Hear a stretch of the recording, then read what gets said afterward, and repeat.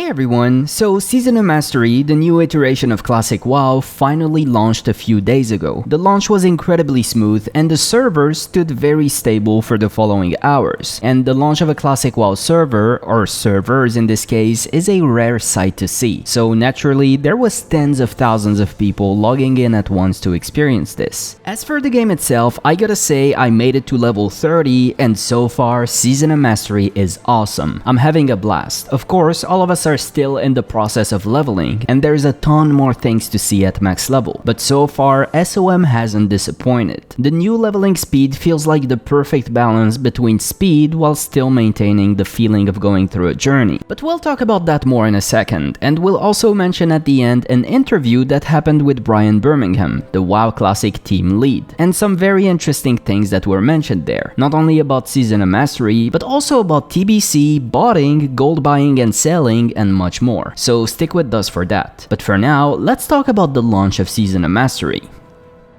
Okay, let's start from the beginning. As I said, the launch of Season of Mastery was overwhelmingly smooth. At least it was on my server, Kingsfall EU. But everyone I asked so far, both in EU and NA, has told me that the launch was lag-free for them. So that's great, but there's just something about starting fresh with Classic that makes the experience incredibly enjoyable and fun. It's just so much more than just making a new character and leveling it. For one, there's thousands of people all around you doing the same thing you're doing. Grouping up with you, trading items, stealing your tags, doing dungeons. You just can't experience that to this degree outside a new server or new expansion launch. And of course, you're actually starting from scratch. You can't just mail 100 gold and a bunch of huge bags to your level 1 character. Gold is super scarce and buying your spells is a big investment, not to mention your mount at 40. But we already experienced that in original Classic WoW 2 years ago. I would argue that leveling in Season of Mastery is even better now. If you thought leveling was too slow or too grindy in Classic WoW, Season of Mastery of course introduces the Adventure Awaits buff. This buff, which simply increases quest experience by 40%, single-handedly makes leveling faster while also preserving the feel of classic leveling. The gold struggle, the difficulty of combat when you pull more than one mob, the long travels on foot, all of that is preserved. But leveling itself actually feels faster and less grindy with this buff. And of course, there's the Soul of Iron, Blizzard's way to officially support hardcore leveling. One death and it's over. There's actually been an incredible amount of players that attempted hardcore leveling, but a lot have died. As of the time of writing this video, Tommy Salami and Tactics just got world first level 60 hardcore on Season of Mastery, so congratulations to them. But hardcore is far from over. The Road to Ragnaros, a community-led event involving the hardcore community, will soon take place. The goal is simple.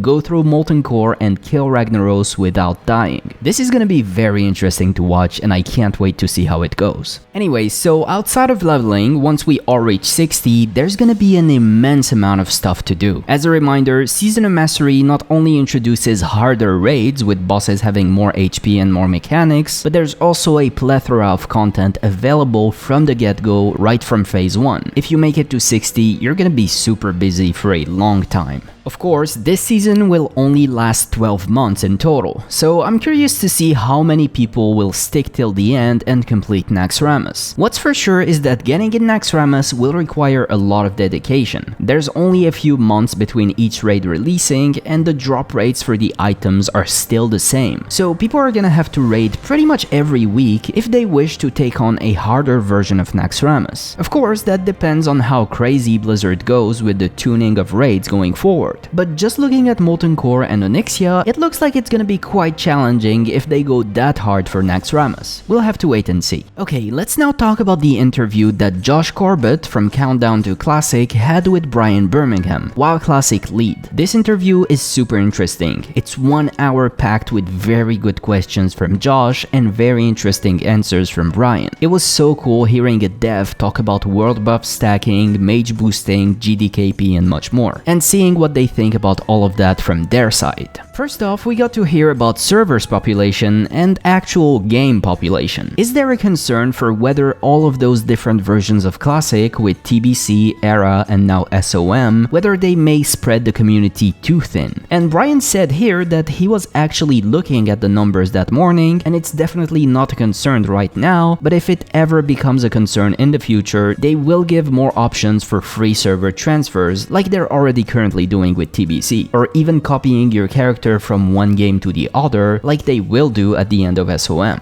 Speaking of free server transfers, Josh asked why now? Why did they wait all this time to do something about servers dying? Brian said that this one is on them. They should have pulled the trigger way sooner, but because of logistic issues, they simply didn't find the right time to do it up until now. But I guess it's good to know that they're totally open to the idea of letting people go wherever they want from now on. Then the question of what was cut in the development of Season of Mastery was brought up, and Brian gave an interesting answer here. Originally, when they were thinking about how to make Molten Core harder, they thought about bringing the Mythic Plus affix Volcanic from Retail to Molten Core. If you're unfamiliar with that, Volcanic appears every few weeks in Retail Mythic Plus and makes it so that players periodically get a volcano below them, and 2 seconds later, the volcano erupts and deals damage to whoever is standing below it. All I can say is it would be hilarious to see 40 volcanoes spawn at once during a boss and everyone running like headless chicken. But yeah, that didn't make it to the game because although it feels mechanically the same, that's a modern thing and it wouldn't necessarily fit with Classic. Then Brian mentioned something very interesting. He said that originally when they brought Classic WoW back in 2019, they simply copied Retail and started stripping it from every modern system. That was good, but they said that instead of doing that now, what they're doing is that they're forking things from Retail to Classic. So this means that any system that gives a quality of life improvement that is brought to Retail in the future and that doesn't clash with what makes Classic Classic, of course, will automatically make it to Classic. Brian didn't mention this example, but what this made me think of is that reconnect button on the login screen that made it to Retail in the PTR for patch 9.15, and immediately after that, when Phase 2 released, it also appeared on Classic TBC and Era. So that's awesome, and this means that we should see way more modern things like that added to Classic in the future. Brian also mentioned boosting. In Season of Mastery, of course, there was a huge effort to stop level boosting from happening. Mobs were made immune to slows and snares after they've been engaged for a certain amount of time. And also, whenever you're grouped with a way higher level player, you'll receive significantly less XP. Brian mentioned that those changes were not only aimed at players to stop boosting from happening, but most importantly, they were aimed at bots. Then, of course, Josh asked about botting with the age-old question that I think anyone wanted to ask the Classic team. How is it that when we open the /who and search for rogue slave pens or whatever, there's a ton of players that show up which are obviously bots? Brian answered by saying that he totally understands that from a player's perspective, when they report someone and then that same player just keeps playing for weeks on end, it feels like nothing is being done. But in fact, they're banning thousands of bots every day, but bots keep coming back every time they ban them. And from a player perspective, that looks like nothing is being done when actually that bot was banned and came back with the same name. Of course, Brian quickly said that this doesn't mean that they're done at all. They still have a very long way to go to finally win the war against bots. For when you open the who list and search for Mage Botanica or whatever, you'll hopefully see no bots there one day. But they have entire teams of people who are working all the time on tackling the issue of botting specifically.